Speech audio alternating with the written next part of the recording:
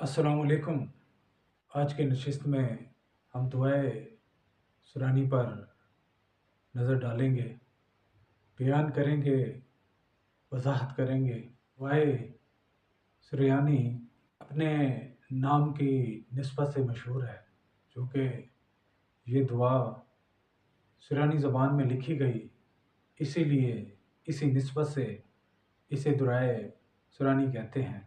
और एक रिवायत में है कि हज़रत इब्न अब्बास ने इसे अरबी ज़बान में नज़म फरमाया। इस दुआ के कई फ़ज़ाइल हैं, करिश्मात हैं, मौज़ूज़ात हैं।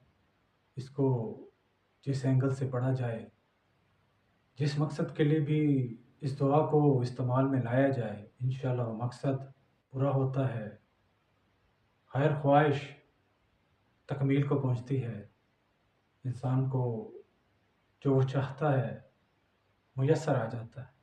दुआए सुरयानी अपने अंदर बड़े मिस्ट्रीज़ को समेटे हुए है, बड़ी राज की बातें इस दुआ में शामिल हैं। अगर हम इस दुआ के मफ़हूम को डिस्कस करें, सोचने समझने की कोशिश करें, रोशनी डालें, तो ये हकीकत खुल के अयां हो जाती है कि इसमें मरकज़ निगाह, शख्सियत ख़ास, शख्सियत कामिल, वाहिद, यकता, तन तना, मालिक व वारिस, सिर्फ़ एक ही खुदा का तज़किरा मिलता है, अल्लाह सुब्हानहू व तआला। अल्लाह सुब्हानहू व तआला को मरकज़ निगाह बनाकर इस दुआ में अल्लाह ताला की किबरियाई और बड़ाई, अज़मत, सुप्रीम पावर को डिस्कस किया गया है।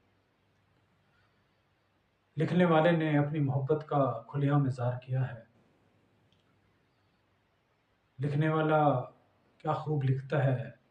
अल्लाह ताला फरमाते हैं, मैं यानी अल्लाह ताला मौजूद हूँ, मुझे तलब कर पालेगा। सुभान अल्लाह। बस मेरे अलावा किसी और को तलब करेगा तो हरगिज़ हरगिज़ कामयाब नहीं लौटेगा। अल्लाह फरमाते हैं, मैं मकसूद हूँ, मेरी तलब कर मुझे पा लेगा। सुभान अल्लाह। मैं कसीर मखलूक वाला, मेरी तलब कर मुझे पा लेगा। वाजिब। सुभान अल्लाह। मैं रब हूँ, अल्लाह फरमाते हैं, मेरे अजाब से डर, तमाम मखलूक डरती है, मेरी तलब कर मुझे पा लेगा। मैं निगहबान मालिक हूँ, बड़ी कुदरत वाला, मेरी तलब कर मुझे पा लेगा। मैं बादशाह हूँ, मैं जब्बार हूँ, मेरी तलब कर मुझे पा लेगा। सुभान अल्लाह। मैं कहार हूँ, मेरी तलब कर मुझे पा लेगा। मेरा ज़िक्र बुलंद है, मुझे तलब कर तो पा लेगा। तो मुझे सजदे में पाएगा, मेरी तलब कर मुझे पा लेगा। ये है जी इस दुआ का बेसिक थीम, खुलासा, मिथ और मिस्ट्री। अगर हम अल्लाह की तलब में लग जाएं, अल्लाह की बड़ाई को बयान करें, अल्लाह की हकीकत को, उसकी एग्जिस्टेंस को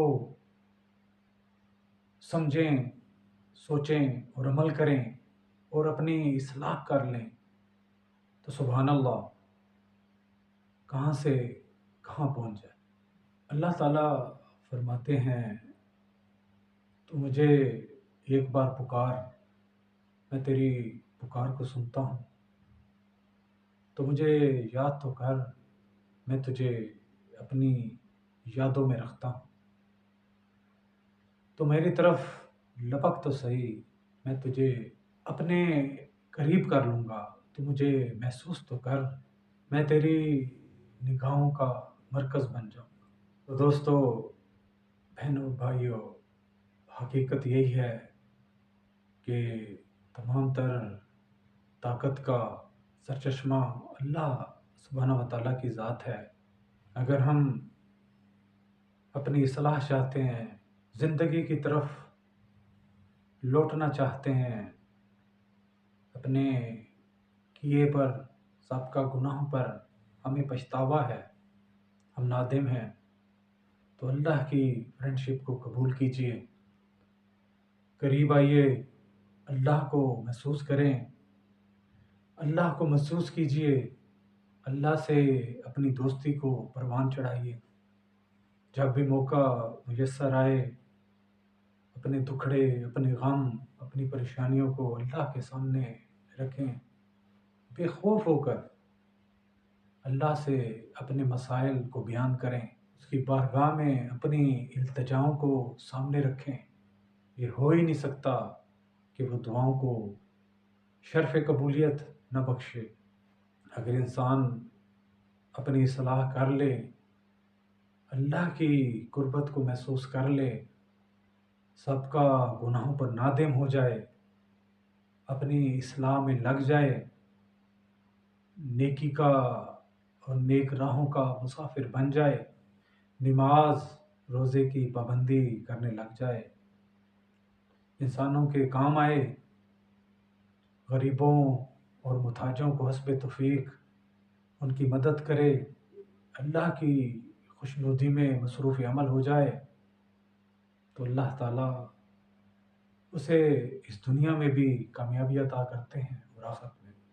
اگر آپ پریشان ہیں، ڈپریشن میں ہیں، انگزائٹی میں ہے، پینک ہے، کوئی بیماری ہے، کسی قسم کی کوئی پریشانی ہے، کسی بھی طرح کا کوئی مسئلہ ہے، اداسی ہے، زندگی میں ویرانی ہے، کوئی قریب نہیں آتا، سب دور ہو چکے ہیں، مصائب میں گر چکے ہو، بیماریوں نے، پریشانیوں نے، دکھوں نے، تکلیف نے آن گھیرا ہے، تو فوراً اللہ کی بارگاہ میں اپنے آپ کو پیش کرو، سب کا گناہوں کی معافی مانگو، اللہ کے سامنے پیش ہو جاؤ، اللہ سے اچھائی کی امید رکھو، نیکی کے راستے کو اپنا لو، سیدھی راہ کا مسافر بن جاؤ، اور اللہ کے سامنے کھل کر اس دعا کا وسیلہ لے کر اپنے دکھڑے بیان کرو۔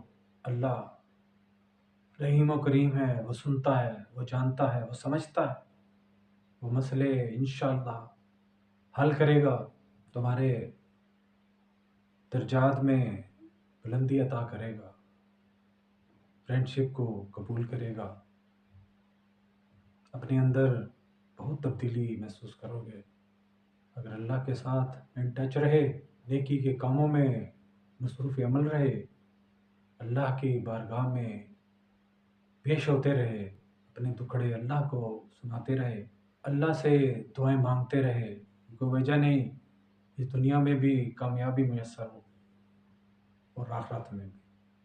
اس دعا کو جس مقصد کے لیے پڑھیں گے، جون سے بھی پریشانی ہو، مالی تنگی ہو، رزق کا مسئلہ سنگین ہو چکا ہو، سخت مشکل میں ہو، جان کے خطرات لائق ہوں، کسی بھی قسم کی کوئی پریشانی ہو، اس دعا کو پڑھو اور ریگولر بن جاؤ، اپنے دکھڑے اللہ سے بیان کرو، اللہ کی بارگاہ میں پیش ہوتے رہو، اللہ کے سامنے اپنی التجائیں، مشکلات کا حل چاہو، اللہ ضرور قبول کرے گا، اللہ دعائیں کو رد نہیں کرتا۔ سوچو کہ اگر اللہ کی بارگاہ میں حاضر نہیں دو گے تو پھر کہاں جاؤ گے؟ اس دعا کو وسیلہ بناؤ اور اپنی مشکلات کا حل اللہ سے ڈھونڈو، اللہ کے سامنے پیش کرو، اللہ کی بارگاہ میں پیش ہو جاؤ، اس سے باتیں کرو، اس سے فرینڈشپ کو کریٹ کرو،